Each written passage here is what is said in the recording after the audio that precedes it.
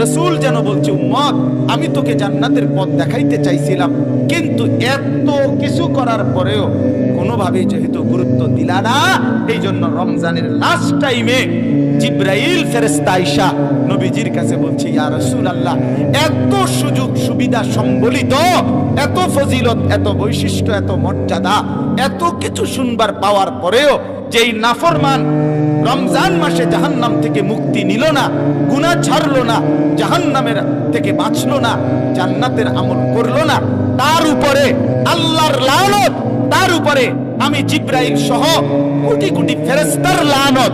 খোদার কসম বাপ, রাসূল তখন গিয়া বলে ফেলছে, আমিন আল্লাহ, আমিও মেনে নিলাম, এই অসভ্যের উপরে আমি মুহাম্মদেরও লানত। যা বেঈমান, তোর উপরে আমার লানত।